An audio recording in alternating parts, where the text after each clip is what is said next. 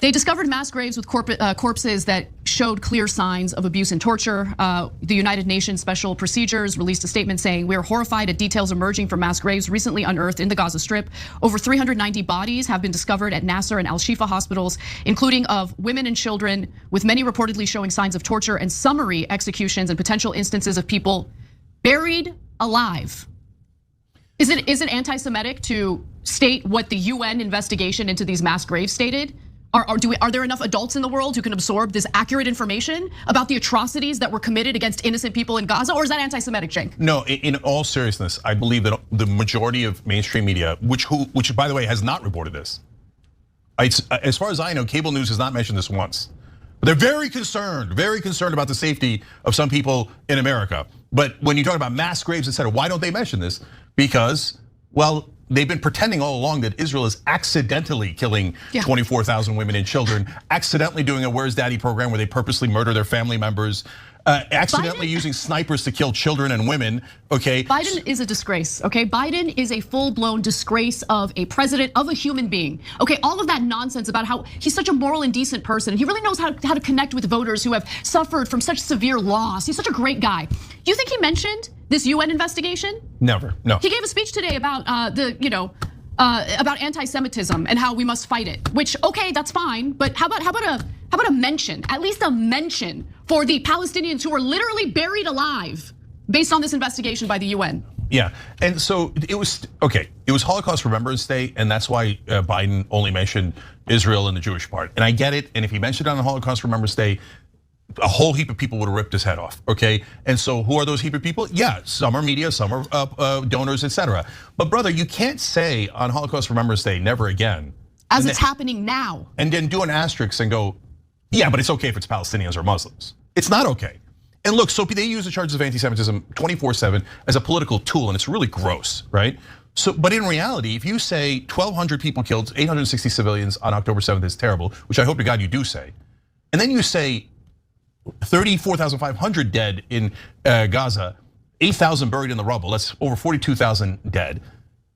Confirmed 24,000 women and children dead is not a big deal. Their lives are not as important as the 1,200 that were lost. They don't even get a mention. Yeah, they don't even get a mention. They don't even get a mention. They don't get a mention. Then just don't say never again. Just don't say it. Just say, hey, if you're American or you're Israeli or Jewish or certain religious, Christian, whatever, then never again. But Muslims will kill all day long and no one cares. Biden doesn't care, the media doesn't care. And honestly, the reason I brought up anti-Semitism in this context is because if they're gonna do false charges of anti-Semitism 24/7 for political purposes to defend this foreign government, well, okay, then if you say that the 24,000 women and children dead are not as important as the 860 dead on the Israeli side, you're being overtly racist. You're saying Muslim lives don't matter. Who gives a damn about Muslim women and children? Israel should go into Rafah and massacre more innocent women and children? Here's some more details. That's an avowedly racist position. Yeah, they don't care. Here's some more details from the UN investigation. The treatment of pregnant and lactating women continues to be appalling, with the direct bombardment of hospitals and deliberate denial of access to healthcare facilities by Israeli snipers. They refer to it as deliberate.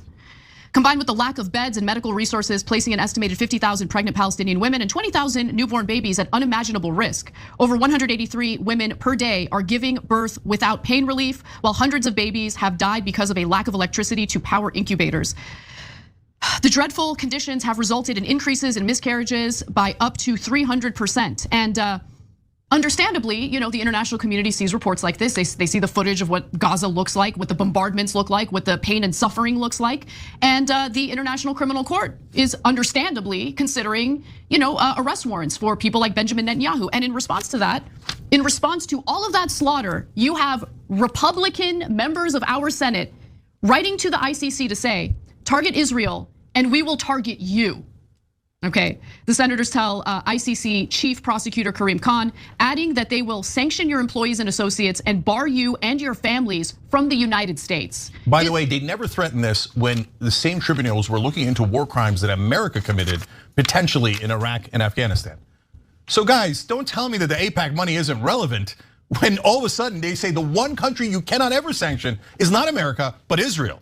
And if you dare do it to Israel, we'll go after your family members and sanction them. If you're one of the good guys, human rights experts, that are trying to prevent ethnic cleansing and a genocide. If you live outside America, you've got to be wondering, who the hell are we debating? These things are so obvious and the whole world knows them. Why are you guys getting all worked up about things that are so clear? The top human rights experts in the world have all agreed to this. Because here in America, it's wall-to-wall gaslighting. Establishment media and establishment politicians all pretending that Israel is so moral and just and holy, and they had to do all of this, and the goddamn violent, savage Palestinians made them kill the Palestinians. Right. I mean, and so if you live outside the country, you realize that's lunacy. If you live inside America, this is the propaganda we have to deal with 24/7. And our job here is to deliver the truth to you guys and not the nonsense propaganda the mainstream media is trying to brainwash you with.